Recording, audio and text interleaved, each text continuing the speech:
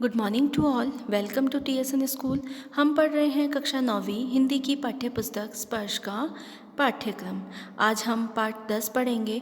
पाठ 10 में आपको सिया राम शरण गुप्त द्वारा लिखी गई कविता एक फूल की चाह दी गई है।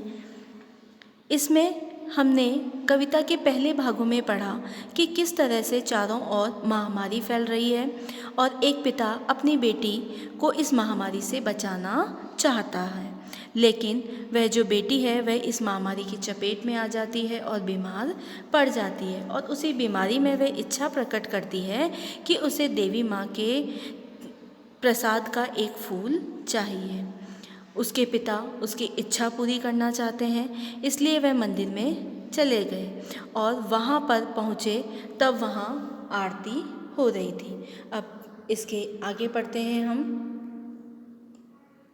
मेरे दीप फूल लेकर वे अम्बा को अर्पित करके दिया पुजारी ने प्रसाद, जब आगे को अंजलि भर के भूल गया उसका लेना झट। परम लाभ सा पाकर मैं सोचा बेटी को माँ के ये पुण्य पुष्प दूँ जाकर मैं।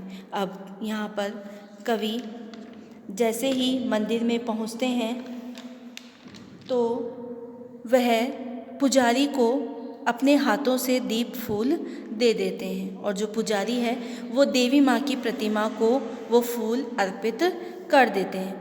और जब पुजारी फूल अर्पित करके जब पुजारी दोनों हाथों से सुखिया के पिता को वो प्रसाद देते हैं तो वो एक पल के लिए रुक जाता है।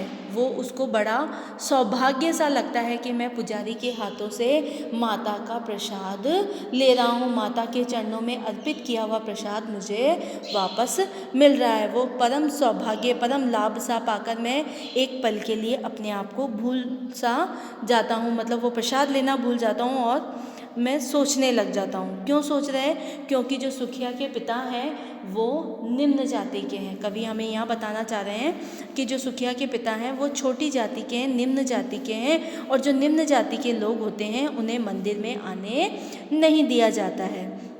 और वह फिर अपनी सोच में सोचने लगते हैं कि अब मैं अपनी बेटी को देवी माँ का ये प्रसाद दे दूँगा। मतलब पहले तो ये सोचने लगते हैं कि मुझे कितना सौभाग्य मिल रहा है कि मुझे देवी माँ का प्रसाद मिल रहा है। क्यों? क्योंकि वह निम्न जाति के हैं और उनको मंदिर में नहीं आने दिया जाता। और उसके बाद वह सोचने लगे कि अब मुझे प्रसाद मिल गया है तो अब मैं वो प्रसाद अपनी बेटी को जाकर दे दूँगा।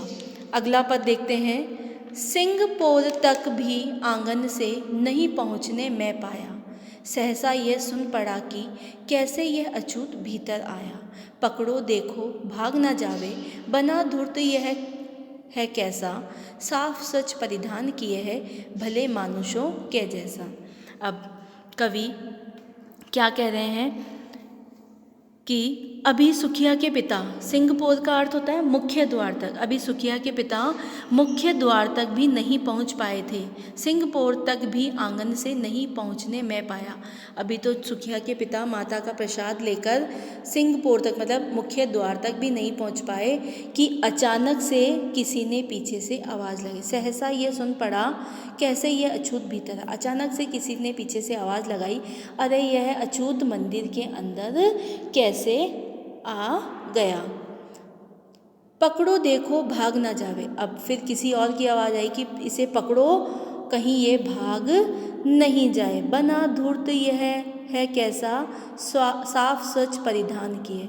देखो अब किसी ने फिर कहा, देखो ये चालाक कितना चालाक है, कितने साफ सुथरे कपड़े पहन के आया है, साफ स्वच्छ कपड़े पहन के आया है ताकि कोई इसे पहचान नहीं सके। भले मनुष्य के जैसा, मतलब भले उच्च वर्ग के लोगों की जैसा लग रहा है, साफ स्वच्छ कपड़े पहन के आए ताकि कोई इसे पहचान ना सके। यहाँ पर भी कवि यही बताना चाह रहा है कि जो निम्न जाति के लोग होते हैं उनको मंदिर में आने नहीं दिया जाता, उनका आना अच्छा नहीं माना जाता है। अगला पद देखिए। पापी ने मंदिर में घुसकर किया अनर्थ बड़ा भारी, कुलषित कर दी है मंदिर की चिरकालिक शुचिता सारी।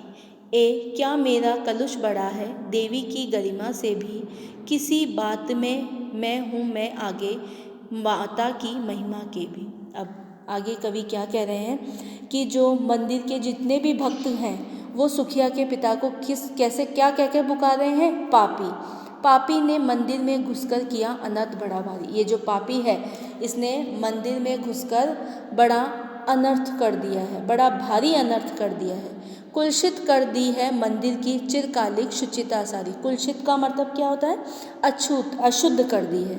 चिरकालिक मतलब लंबे समय से। शुचिता का अर्थ होता है पवित्रता, यानी इसने मंदिर को अशुद्ध कर दिया है। जो लंबे समय से पवित्र था, लंबे समय से शुद्ध था, उसको इसने क्या कर दिया है? अशुद्ध कर दिया है। लंबे समय से जो मंदिर की जो शुद्धता थी, जो पवित्रता थी, उसको इसने अशुद्ध कर दिया है। अब ये सारी भक्तों की बात सुनकर सुखिया के पिता बोलते हैं कि ऐसा कैसे हो सकता है? क्या मेरा कलुष बढ़ा, मेरा जो पाप है, मेरा जो अशुद्ध करना है वो कैसे बड़ा हो सकता है माता की महिमा के आगे? मेरी जो अशुद्धता है वो माता की महिमा के आगे बड़ी या भारी नहीं हो सकती है। अब सुखिया के पिता के कहने का तात्पर्य यहाँ पर है कि माता ही तो है जो सभी मनुष्यों का निर्माण करती है, मतलब यानी सभी मनुष्यों को बनाती है, और उसके आगे मंदिर में आना कैसे अशुद्ध हो सकता है? कि जो मनुष्य हैं वो सब एक समान है, माता के आगे सारे मनुष्य एक समान है। माता ने ही तो सभी मनुष्यों को बनाया है, तो उन मनुष्यों का मंदिर में प्रवेश करना कैसे अशुद्ध हो सकता है? कैसे उससे मंदिर अशुद्ध हो सकता है? ये सुखिया के पिता कह रहे हैं। अगला पद देखिए। माँ के भक्त हुए तुम कैसे, यह करके यह विचार खोटा। माँ के सम्मुख ही माँ का तुम गौरव करते हो छोटा। कुछ ना सुना भक्तों ने झट से मुझको घेर कर पकड़ लिया, मार मार कर मुख के घुसे धम से नीचे गिरा दिया। अब आगे कवि कह रहे हैं कि सुखिया के पिता मतलब ये सोच कर कह रहे हैं कि तुमने किस प्रकार सोच लिया कि माता का मंदिर मेरे प्रवेश करने से अछूत हो गया। क्यों? क्योंकि माता ने ही तो सभी मनुष्य को बनाया है।